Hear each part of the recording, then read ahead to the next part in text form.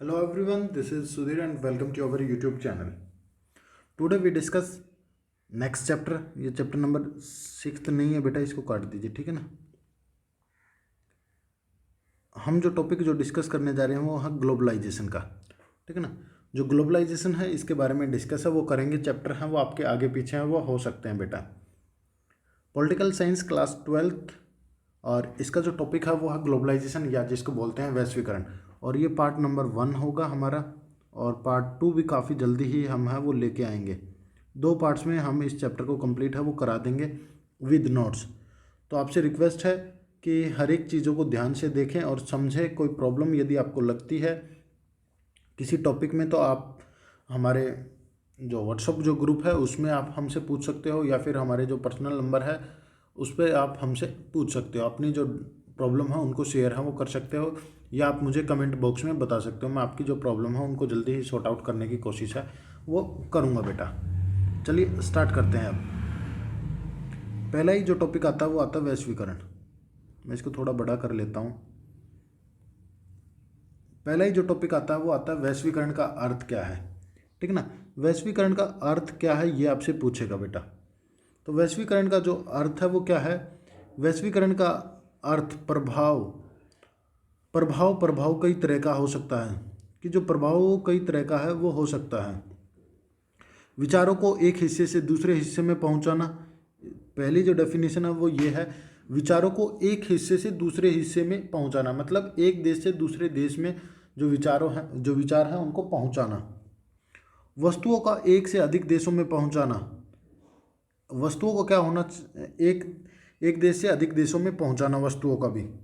पूंजी का एक से ज़्यादा जगह पर पहुंचाना। पूंजी का भी क्या होना, उसको भी ट्रांसफ़र करना, या उसकी भी जो मूवमेंट है वो लगातार कराते रहना। बेहतर आजीविका की तलाश में लोगों की एक देश से दूसरे देश में आवाजाही, कि मतलब आना जाना है वो हो। लोगों को एक बेहतर जीवन के लिए, एक अच्छे रोजगार की तलाश में जो लोग हैं वो एक देश से दूसरे देश हैं वो आसानी से आ जा सकें। तो अब ग्लोबलाइजेशन का मतलब जो निकल के जो सामने जो डेफिनेशन आई है बेटा वो ये है कि एक देश की अर्थव्यवस्था को दूसरी देश की अर्थव्यवस्था के साथ जोड़ना। सिंपल सी चीज़ है, एक देश की अर्थव्यवस्था को दूसरे देश की अर्थव्यवस्था के साथ जोड़ना, यही कहलाता है वैश्वीकरण। तो यहाँ पे मैंने अलग अलग चीज़ें हैं वो अलग अलग लिखी, जैसे विचारों का आदान प्रदान और पूंजी का आदान प्रदान, ठीक है ना। ये सारी जो चीज़ें हैं वो मैंने अलग अलग करके है वो लिखी हैं।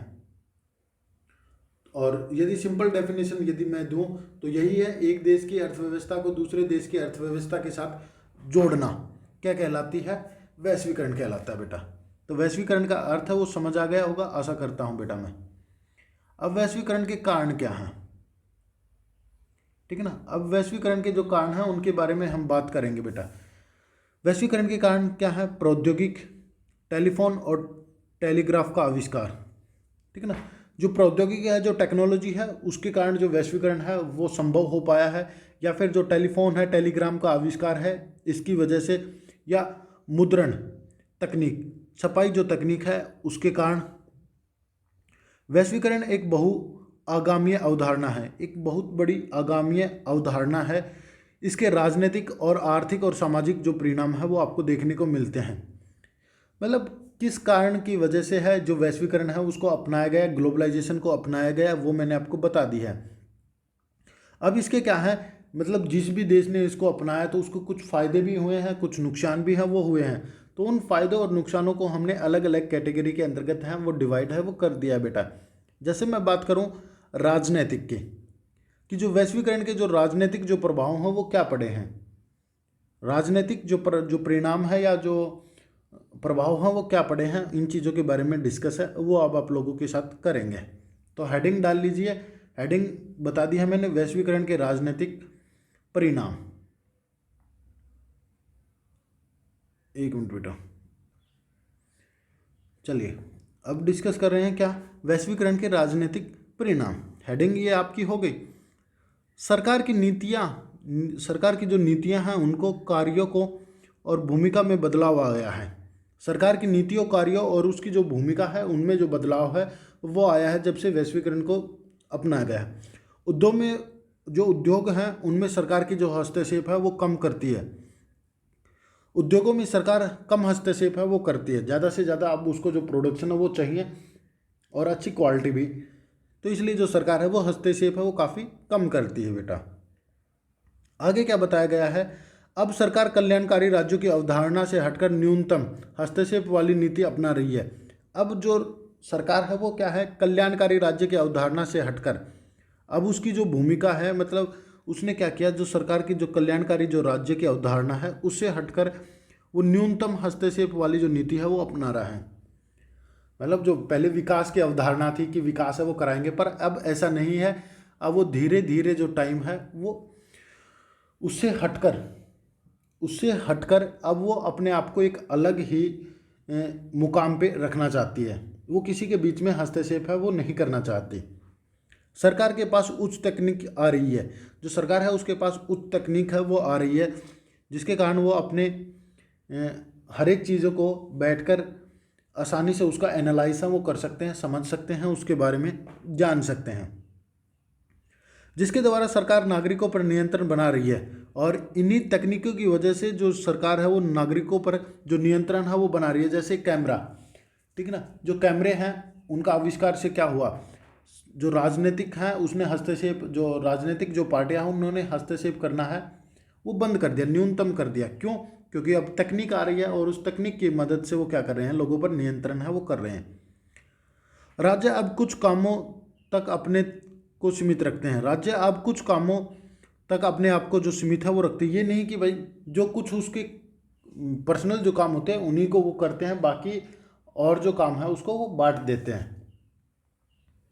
जैसे कानून और व्यवस्था बनाना, ये इसकी क्या है, कानून और व्यवस्था बनाना, नागरिकों की सुरक्षा देना। राज्य अब भी ताकतवर है, मतलब राज्य लोगों के लिए कानून बनाना और व्यवस्था बनाना, नागरिकों की सुरक्षा देना, ये आज भी राज्य के लिए महत्वपूर्ण कार्य हैं। और इन्हीं से क्या है, राज्य है वो ताकतवर है, वो बन रहा बेटा। चलिए अब सांस्कृतिक जो प्रभाव है उनकी बात करते हैं बेटा। जो सांस्कृतिक जो प्रभाव है उनकी बात करूं तो सबसे पहला है खान पीन और रहन सहन में जो बदलाव है वो आपको देखने को मिला है। लोगों के रहन सहन खान पीन में जो बदलाव है वो आपको देखने को मिला है बेटा। संस्कृतियों का ह्रास हो रहा है, मतलब लोग हैं वो अलग अलग जो संस्कृति हैं उस अपनी जो संस्कृति है उसका प्रचार या प्रसार है वो नहीं कर रहे, जिसके कारण कुछ जो संस्कृतियां हैं उनको लगातार ह्रास होता जा रहा है। अमेरिकी संस्कृति की तरफ झुकाव बढ़ता जा रहा है। महिलाओं की स्थिति में कमी और सुधार, कि मतलब कहने का मतलब ये है कि जो लोग हैं वो अमेरिकी जो संस्कृति है उसकी तरफ है वो ज़्यादातर झुकाव है वो हो रहे हैं। मतलब यहाँ पे पश्चिमी सभ्यता है वो आप लिख सकते हैं और पश्चिमी संस्कृति की तरफ जो लोग हैं वो ज़्यादा झुक रहे हैं। महिलाओं की जो स्थिति है उसमें अभी तक वो भी काफ़ी दयनीय है और उसमें सुधार की आवश्यकता है बेटा। विदेशी फिल्मों, त्योहारों, संगीत का रुझान है वो बढ़ रहा है। हमारे देश में क्या है कि जो विदेशी जो फिल्में हैं और त्यौहार हैं, संगीत का जो रुझान है वो बढ़ता जा रहा है। ज़्यादातर जो लोग हैं वो जो वेस्टर्न जो कल्चर है उसको फॉलो करते हैं, वेस्टर्न जो पश्चिमी जो सभ्यता है उसको फॉलो है वो करते हैं। आगे मैं बात करूं, रूढ़िवादिता खत्म हो रही है। जो रूढ़िवादी जो विचारधारा है वो खत्म तो हो रही है, ये अच्छी बात है बेटा। रूढ़िवादी जो विचारधारा है वो खत्म हो रही है। विदेशी संस्कृति का प्रसार हुआ है। हमारे देशों में क्या हुआ है, एशिया के अधिकतर देशों में विदेशी जो संस्कृति है उसका प्रचार और प्रसार है वो हुआ है, तो जिसके कारण ज़्यादातर जो लोग हैं वो विदेशी संस्कृति को ही अपना रहे हैं। लोगों के विचारों में बदलाव आ रहा है। लोगों के जो विचार हैं, जो थॉट्स हैं, उनके अंतर्गत भी जो बदलाव है वो आ रहे हैं, और ये केवल और केवल किसकी वजह से, संस्कृति की वजह से बेटा। और आज की क्लास का हम लास्ट टॉपिक डिस्कस करेंगे वैश्वीकरण के आर्थिक प्रभाव, ठीक है ना। आर्थिक जो प्रभाव है उनके बारे में डिस्कस है वो करेंगे बेटा। भारत के आर्थिक प्रभाव, ये हेडिंग है आप डाल सकते हैं, वैश्वीकरण के आर्थिक प्रभाव। भारत के बोल रहा था, सॉरी उसके लिए। मुक्त व्यापार बढ़ रहे हैं। हर एक जो देश है उसने एक दूसरे देश के लिए मुक्त व्यापार की जो नीति है वो अपनाई है। आयात से प्रतिबंध हटाए जा रहे हैं। आयात से जो प्रतिबंध है वो हटाए जा रहे हैं बेटा। और साथ में पूंजीवादी देशों को लाभ हो रहा है। इससे क्या हो रहा है कि जितने भी जो पूंजीवादी जो देश हैं उनको लाभ हो रहा है। विकसित देश अपने वीज़ा नीति कठोर बना रहे हैं। जो विकसित जो देश हैं वो अपनी जो वीज़ा नीति है उसको क्या है, कठोर बना रहे हैं, ताकि जो लोग हैं वो कम से कम उस देश में आए। निजीकरण और पूंजीवादी को बढ़ावा है वो मिल रहा है। क्या हो रहा है, इसके कारण निजीकरण और पूंजीवादी को जो बढ़ावा है बेटा वो मिल रहा है। लाखों लोगों को रोजगार भी मिल रहा है। जो लाखों लोग हैं उनको भी जो रोजगार है वो मिल रहा है। बाजार में प्रतिस्पर्धा है वो बढ़ रही है। बाजार में क्या हो रहा है, प्रतिस्पर्धा वो बढ़ रही है। जैसे पहले मोबाइल थे, फ़ोन थे, ठीक है ना, पहले एक ही कंपनी थी। तो अब क्या हुआ, वैश्वीकरण के कारण काफ़ी ज़्यादा जो कंपनियां हैं वो हमारे देश में आ गई। तो ये कारण है। जैसे पहले थी नोकिया, लगा लीजिए, पहले मोबाइल की जो कंपनी थी वो नोकिया और सैमसंग थी।